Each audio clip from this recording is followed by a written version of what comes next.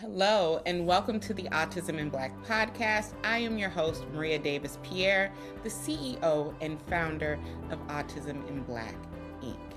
Today's guest is Dalbin Osorio, he is the executive director of the Dyslexia Tutoring Program, where he brings more than a decade of experience as a social worker and educator to the powerful intersection of literacy and neurodiversity. As a father of two, his work is deeply personal. He understands firsthand the pressures many Black families face and is committed to challenging the institutional biases and cultural stigmas that too often impact our children. He is passionate about helping families move from what he calls survivalist parenting to strategic, informed advocacy. He equips parents, especially fathers, with the tools to lead with presence, vulnerability, and purpose as they support their neurodivergent children. His voice is grounded, honest, and empowering, and this is a conversation that will truly resonate. Enjoy today's episode. Hi, everyone, and welcome back for another episode of the Autism in Black show. I am so excited about this conversation. Black fathers on the Autism in Black show are very rare outside of Dr. Barry, who you all know. So I am very excited to be speaking with one of the speakers from our Boys Summit that had happened a few weeks ago. So today we have Dalbin, and I'm so excited to have I'm you so here. excited to be here with you, Maria. Thank you so much for this opportunity. And thank you for all your work, you and your team, in putting together such an amazing summit. It was, for me, as a Black father with two babies, right, a 7-year-old and a 14-month-old, 15-month-old, it felt so Mhm. empowering to be amongst other dads, to know that, like, the Yeah. stressors that we have, we're not going through this alone. And this particular time, that community is so important, and it's the thing that's really going to help us through a lot of troubling times. So I appreciate it. I agree. And we are just so honored to have you with us. For listeners meeting you for the first time, can you share who you are beyond your Yeah. title? Because they've heard the grand bio, right? So, what led you to the Yeah. intersection of literacy, neurodiversity, and Yeah, advocacy? that's a great question. So I am the product of a single parent household, and if you watched my talk, I start out by shouting out Black women because I am nothing without my mother, right? And if she's watching this, Mhm. like, that's something that I always stress whenever I step into rooms, is that I wear her experience as an immigrant coming to this country in the '80s, working at a battery factory for 27 cents an hour because folks wouldn't hire her because she wasn't documented, right? She didn't have papers during in the Mhm. '80s. And so the one thing that she consistently stressed to myself, my brother, and our younger sister is education is the thing that's going to get us out the hood. It's going to be the thing that's going to be able to change our lives in real positive ways. It's going to be the thing that exposes us to a lot of people that are going to impact our lives for the better and in some aspects for the worse, right? And so I remember when I came to her and I told her that I was going to be an educator, the first thing she said to me was, she's like, educators don't make money, right? And I'm like, yeah, I get that, And then when I became a social worker, she, again, like, very old school, antiquated thinking. She's like, they don't make money, right? And so now, as an executive director, right, I've been in the classroom, I've ran Title I programs, I've done public-private partnerships, I've done quality assurance, I've done everything that an executive director does. And then 2 years ago, I realized, I was like, they just need to give me the title to do this, right? Because I had done all this work since I was 20 years old. I'm 40 now. I'll be 41 in a couple months, and I don't know any other work other than this. I don't know any other work other than improving the lives of children, youth, and families. I think that there is a absolute we're at an inflection point, I think, right now, because I think what we're seeing is this, like, unbridled attack on our communities, right? And we need community more than ever. And so I'm incredibly grateful that I'm here at this point right now. But it took a lot of hard work. There were a lot of nights where I took a lot of the work home with me, right? A lot of vicarious trauma. But I realized, Mhm. going back to that original point, I am my mother's son. And my mom always said, you find the helpers. Find the helpers, and the world's going to be a little bit better. And so that's how I ended up where I am right now. I love that. As a fellow Yeah. clinician and educator, I get the it's not, they don't pay a Right. lot. Oh, I get that, but The work. the work The work. is needed. So I get that. You show up as a Yeah. father, as a social worker, as an educator, and a leader in the dyslexia Yeah, space. How has fatherhood shaped the way you think about systems and yeah. safety and what our children, our Black children, truly need to Yeah, so thrive? I'm a firm believer in building longer tables, not higher walls. It's just it's a creed that Mm, that I sift through every day when I'm in rooms with folks that aren't yeah. used to having a young black face leading an organization that for a cause that Mhm. for a long time the access to service was very much gate kept, right? Like folks were like, no, this is Yeah. very much a we're gonna the wealthy can solve this, and that's kind of where we are, right? And in Mhm. Baltimore in particular, one in every five people have dyslexia or a language learning difference. Out of that, and if you know anything about Baltimore, Baltimore is predominantly a black or brown community. It is a strategically underinvested community that has been bled dry of resources, right? And so Mm. that experience, and when I hear from parents, adult scholars, young scholars who are like, hey, I didn't learn how to read till I was 22. I didn't learn how to read till I was 31. We have a scholar in our program now who's 75 who came to us because his wife passed away 5 years ago and she did Mhm. everything in the house. So he didn't know how to read. So he came to us because he wanted to learn how to read, right? And so there is, the wildest dreams exist in the places where folks have had those dreams taken away from them. And so I think it's our job in this nonprofit space to build bridges to those dreams, right? Can I build an on ramp to a better workforce opportunity? Can I build an on ramp to STEM or STEAM exposure, right? So that way, because we know that the brain of a person who learns differently is wired for those kinds of experiences, right? And then for me as a father, my first protest, I was 18 years old. And we protested like student budget cuts in New York. And now fast forward like 22 years later, and when I worked at the teachers union, we were working to make sure that teachers didn't leave the communities that looked and sounded and lived the way that you and I have lived, right? And what we found is that I was mind boggled at the fact that 22 years later, we're trying to solve the same issues that my classmates and I were trying to solve 22 years ago. And so my daughter, who is now, she'll be 8 in August, she comes home and she's talking about Black History Month and all these things that she's learned. And she's telling me about Rosa Parks. And she's like, she's like, and then I hear her telling my mom, like, oh, well, it's because folks didn't want to give us what we needed. And I'm looking at her like, by now, we should have built that system so that way you and your classmates don't have to go through these things and protest the same things. And so as a father, I show up in these spaces because I want to make life for her and for our son better. I also am the bookend of my mom's experience with racism and the civil rights movement and, being othered every which way that she could be. And so I'm trying to help her navigate that generational trauma while also making sure that my daughter isn't trying to solve the same issues that we're solving. And then in the dyslexia space, there is this belief, I think, in our communities that there's nothing wrong with my baby. There's nothing wrong with my baby.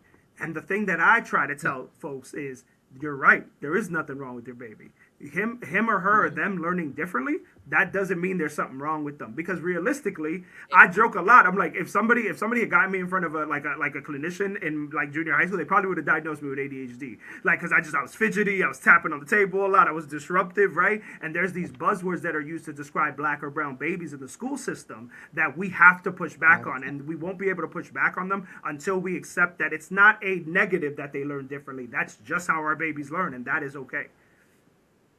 Oh, listen, you speaking to my heart today as someone who does this work every day and Yeah. understands that. And I love that you challenge the Yep. narrative that neurodivergence in Black communities is a behavior issue, because I'm always like, behavior is a form That's of right. That's communication, right. and you have to really look at Yeah. that, right?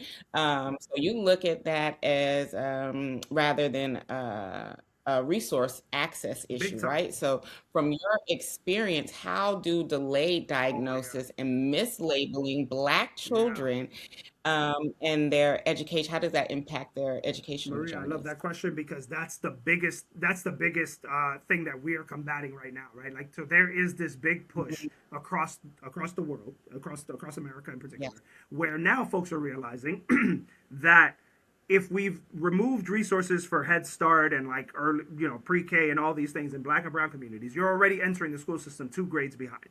So now, if you learn Hmm. differently, right? Because either your mom had dyslexia, maybe your grandma, your grandpa, whoever, right? But all it is that you learn differently. And we've seen the research Yes. shows it that Black and brown kids are not diagnosed with dyslexia for another 1.5 years after they've started school. So you're starting 2 years Hmm. behind already, and then you're waiting a year and a half. That means that by the time you've gotten the diagnosis, right? Just the diagnosis. That doesn't mean you have the access to the services that you need, the early interventions that you need. You are 3.5 years behind your peers who've been exposed to academic rigor early because they have it in their communities, right? And the socioeconomic part of it is, if you're a wealthy parent, you can afford to supplement academics with tutoring and all these other experiences. So we are setting up our Black and brown babies to fail. And by we, I mean the collective we, right? Because I think the school system is under-resourced, right? And under-resourced, and they are predominantly cis hetero white led, right? And so you have a population that is predominantly cis hetero white women, right, who are working with Black or brown babies for the very, very first time. And in a lot of ways, because I've worked in these school systems, like I used to tell white teachers about, like, you have the best intentions, but if you don't know what you don't know, what are you looking for? What are you looking for? And then I love the point that you mentioned about the label, right? Suddenly you're defiant. Suddenly that's what you're slapped with, right? As a social worker, I've been called to schools where they're like, hey, come and get so and so. She's being defiant in the classroom. And when I pull up, she's just sitting at her table, just with her hands in her head. And I'm like, this is what you call defiant? Right? And because, like, for me, like, that was just a regular Tuesday with my little sister. Like, that's not defiant. That's either you're bored. I love what you said, that it's a form of communication. She's trying to tell us something. Yeah. She's trying to say, the babies are trying to tell us something. And so a lot of our work at DTP is, yes, around the narrative change. A lot of our work is also on that teacher prep side, right? So we recently, as of next week, we'll officially launch what we're calling the Literacy Brigade. It's a partnership with Morgan State University, where we are essentially trying to professionalize the tutor profession. Right? So we are trying to we have put 25 Black and brown first and second year education majors through our structured literacy program for free. They didn't have to pay for it. They get trained in that for 30 hours, and then they go to provide high dosage tutoring for Black or brown kids in Baltimore, right? We're paying them for that, right? Because you should not be extractive to our young people, right? Like, you shouldn't do that. And so our belief is that if we train the next generation of educators to know, to, again, identify what they don't know and recognize it, like, okay, this looks like a language learning difference, this looks like this looks like that, then we're going to be able to make that systems level change, and then we can accept that behavior is communication, right? And then, and I talk about this a little bit in my talk, we have to move folks in our community from compliance to collaboration. Right? Like there is this belief that I, as a parent, just need to make sure that my kid doesn't get singled out by their school system. No. My job as a parent is to make sure the school system has the environment for my child. That is my job as a parent. And so when I'm standing in front of parents, I tell them that. I'm like, don't hesitate to push back on the school system. If something seems off to you, tell them it seems off, right? If something, because you want to get them to a point where they see the humanity in your baby, not where they see this statistic or a label. Because for too long, to your point, Black or brown babies have been labeled defiant, oppositional defiance disorder, all these things. And then when they're labeled that in one system, then another system gets to know them. Then another system, that's right. And then suddenly they're face to face with a law enforcement officer who says, oh, I've heard about you from such and such, and you're, Tony the defiant kid. And it's like, so now you've labeled me too. You haven't gotten to know me. You haven't gotten to, like, see, you don't see my humanity. And that's really the big thing that I wanted folks to kind of take away from my talk, and hopefully this conversation with you is, and you know this as a clinician and as an educator, too often kids go into schools and are looked at as just a label. Like, oh, that's Jerome from 183rd. Oh, that's Tabitha from this neighborhood. And it's like, no, I'm just Tabitha, and I'm learning this way. And if you see me, then we'll be able to change some of this work, some of the systems in place. I love that. And I know you talked about safety versus self paradox in Black parenting. And I want to kind of shift to Black fatherhood and Black parenting from the male perspective. And can you unpack what compliance-based parenting has historically meant in our communities, and how has it functioned as a survival strategy? Big time, right? So, like, I remember when my daughter was born, I was in the supermarket, my wife was home, and I was in the supermarket with my daughter in the stroller, and I had a person come up to me and say to me, oh, are you taking on more clients? And I said, excuse me? And they said, oh, we don't see many male nannies in the neighborhood. And I thought it was the craziest thing. Right? My daughter, like, I have a beard. My daughter looks like me without the beard. I thought it was crazy, right? And in that moment, in order to survive that moment, I chose compliance, right? I made a joke. I laughed it off. Mm-hmm. Where what I should have done was addressed it directly, right? And I say Mm-hmm. this to all the fathers. There is, and to your compliance historically has looked like acquiescence, has been looked at like, okay, as long as we provide and we don't cry and we sit there and we show our babies how to stand tall with their heads held high and their shoulders back, the school system and every other system will accept them for who they are. That's what compliance Mm. looks like. Compliance has looked like Yeah. historically, I don't want my baby labeled as crazy, right? Like that's what Mm. compliance looks like. As a social worker, I've seen it. I've sat with parents who are like, oh, when I've Mm-hmm. suggested to them, like, well, maybe we should get a psycho eval just to make sure like that this kid is in the right place. And I've had parents tell me, I don't want my child labeled as crazy. You're choosing compliance in that Yeah. regard because to you, once that label's slapped on it, then it becomes a bigger thing than what you would like it to be.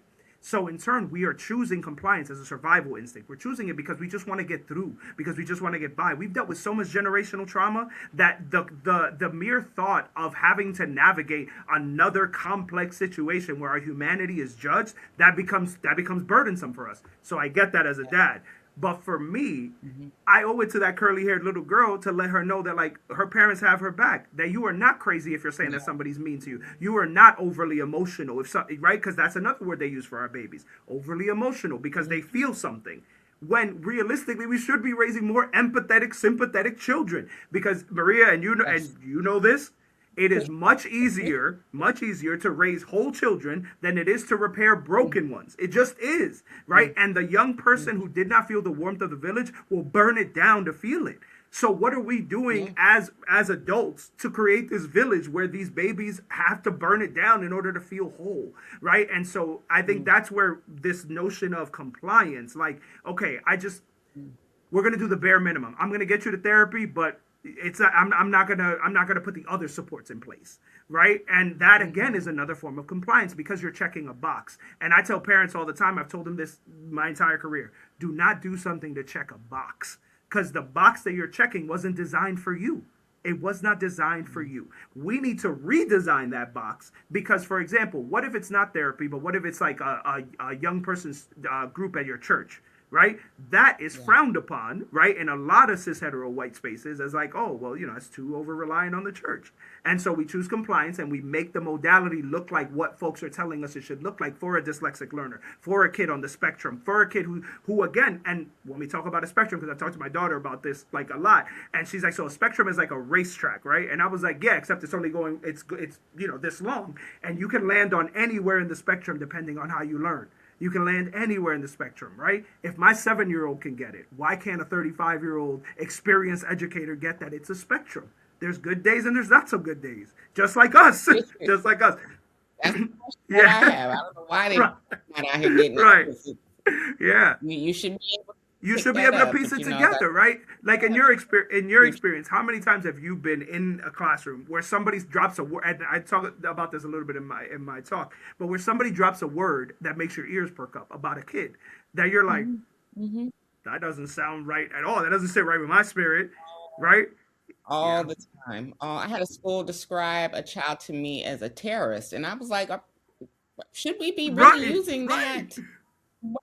And it's written in documents about a black little boy, and I was like, no, this is where the Yes. problem Yes. lies. And now I have to get on my That's it. soapbox and educate Yes. you all about how dangerous and Yes. violent that Yeah. is, because I don't want you to think that that is some normal language you should be putting in there to describe a black kid. 100%. Because again, the school to prison pipeline is so Yeah. easy for black Yes. children, adultification, all of that. So putting those Yeah. words in there to me and hearing them and just hearing it so in such Yeah. casual conversation is the whole reason that I went back to get my Yeah. PhD and do my dissertation work, because I was like, oh, y'all, we have to really work on the system Yes. here and not the individuals. Now it's a systematic issue Yeah. that y'all are out here just acting Right. wild, because we really should know Well, and a better. 1,000%. And first off, like do you know the statistics on black women who have doctorates? Do you know the statistics?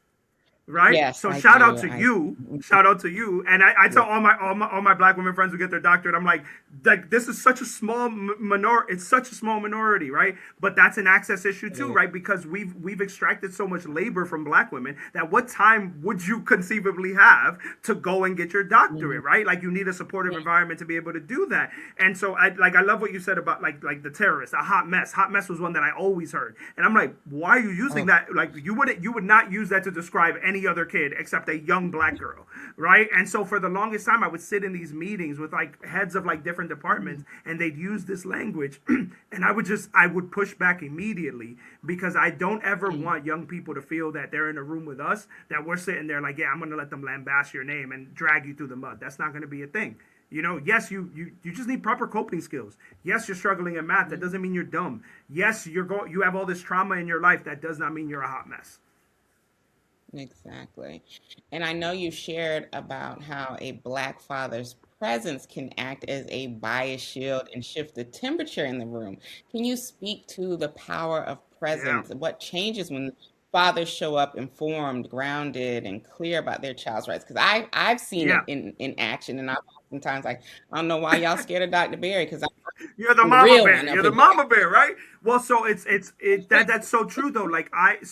And Dr. Berry probably knows this. There aren't many of here. us, right? There aren't many black or brown folks either Mhm. leading organizations or leading talks or just really moving the movement forward, right? In terms of just educational equity and all these things. So what you see Yes. when we walk into rooms is that it is an audible shift because folks are still Mhm. hanging on to this antiquated thought that black men aren't involved in this, right? And by this I mean raising our babies. It goes back to that thought process, right? Like I used the nanny example. There's times where even my mom, again, bless her heart, she's 65 years old, but when my wife travels and I'm home with the kids, she's like, oh my god, this is such a crazy thing, are you okay? I'm like, am I okay to do what? I can change a diaper, I can give them milk, I can cook, like what are we doing, right? And so even in that community space, there's still this antiquated thought of like, the moms take care of the babies and they make the food and they Mhm. clean the house, and then if they have time they can go to the gym, but also don't go to the gym too much because that's a lot for you, right? And we don't need you to get too Mhm. bad, right? Because we need you to stay, like, there's just a lot of misogyny that's rooted in the culture, right? And so Absolutely. I see that magnified 1,000 times in school systems and in any system, right? Where I've seen women attorneys walk in, right, and judges won't take it seriously. And I, as a social worker who Mhm. doesn't have a Juris Doctorate, right, I walk in and they're like, "Oh, Mr. Osorio, what do you have for us?" And I'm like, "Well, hold on, she's the attorney, like it's not me, right?" And so I'm very aware of that because the thing that I would like dads to get is that your presence is power, right? So your presence has Mhm. automatically shifted the conversation for your baby, right? Now your presence shifts it, but what'll happen is folks will use your passion against you, right? So that's why you have to marry the two. You have to bring data. For example, my daughter has had a second grade has been not the easiest, right? And she has a couple of friends that have been like mean to her, right?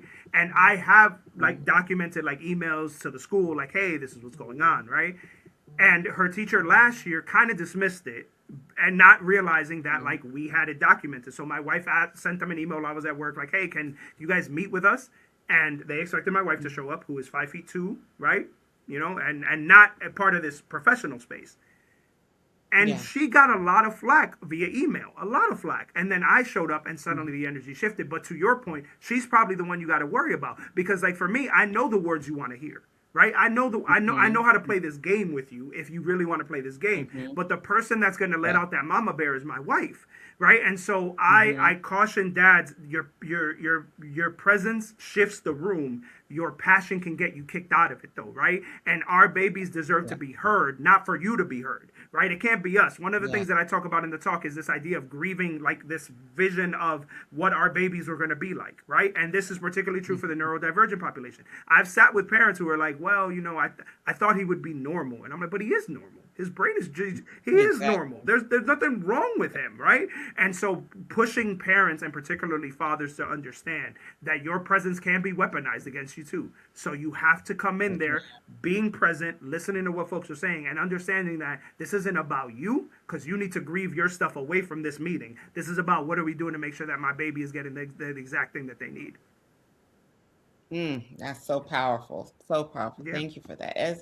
as we Yep. wrap up, what would you say directly to Yeah. Black fathers who are quietly navigating their child's Yep. autism or dyslexia diagnosis and may feel pressure to have all the answers? Because that's Yeah. so common in Black men. And one thing I learned from doing the summit is because I really thought my husband was one of one. I was like, I don't know why you think like that. Then I the sermon, I was like, oh, all you think like Yes. this. Like, it's not just you. Y'all feel the Yeah. weight on your Yeah. shoulders to really move Yeah. mountains. And I'm like, you're not fighting this fight Yeah. alone. So, what would you say to Black fathers who feel that way? So one, I love that you mentioned your husband also feels this because there was so our second pregnancy wasn't the easiest, right? Our son was born early due to low fluid, and my wife was in the hospital for like 30 days. It was a lot, right? And I remember working from the hospital and trying to figure out all right, well, we're here. I need to get back to make sure that our daughter doesn't feel abandoned, right? My mom was here helping out, but like I didn't know that her parents were here, et cetera, et cetera. And it took a moment, a drive from the hospital back to the house, where I called a friend and I just unloaded and told them everything that I was feeling in that moment. I cried. I was very upset because I felt like the hospital wasn't taking our concerns seriously, and I was pushing a lot, and I also didn't know because the way that they explained it was like our son was going to be born with all sorts of stuff, right? And Yeah. so with dads, if I could say one thing is one, you're not alone. You're not alone. Mm. There is this we are taught that we have our job on this earth is the two P's: to protect and provide. But I can't protect Oof.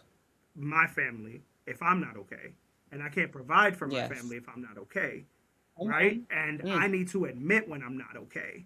I need to admit that, right? Like I need to be honest to the people around me because generationally we've been told be strong, don't cry, be a man, all that stuff. It doesn't change. That expectation doesn't change unless we're honest with each other.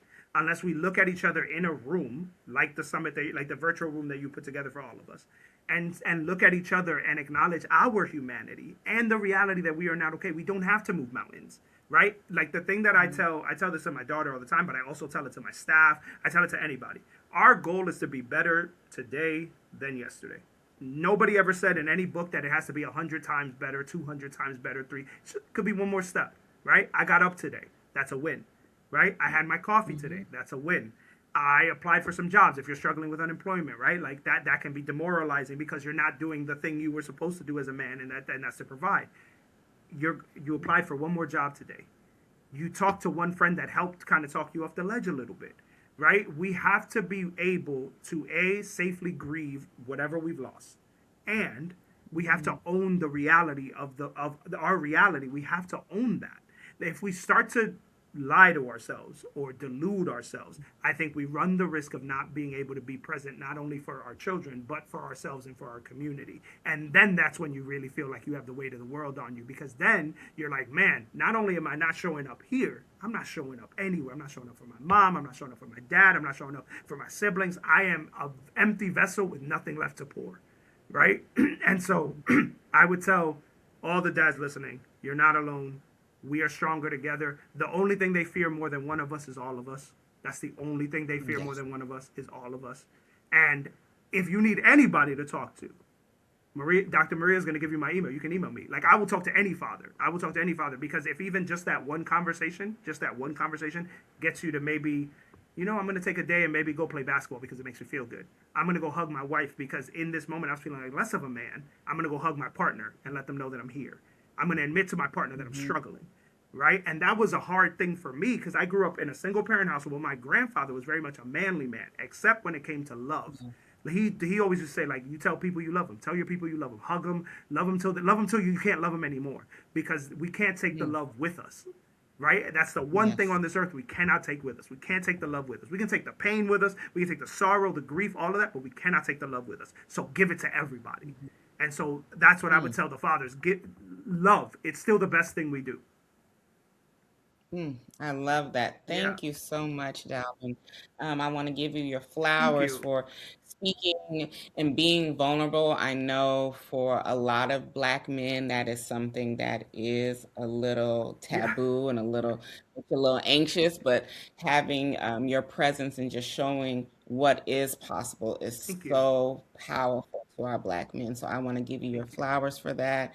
I love my Black men. That's one thing about me. So thank you so much. And now you need to tell the people where they can find you, where your links are. We'll have it in the show notes, but tell everyone, because they're going to be like, well, how can I get the man's email so I can talk That's to right. him? No, I appreciate that. And again, thank you so much, Dr. Maria, for this opportunity. I before I jump into the links, I will say, I feel like my goal in life is supporting the Black women as much as possible, because of everything that my mom went through, right? Like I remember we couldn't afford Black jeans. My mom was in the kitchen dyeing blue jeans because we couldn't afford Black jeans, and I needed Black jeans for a play that I was doing, right?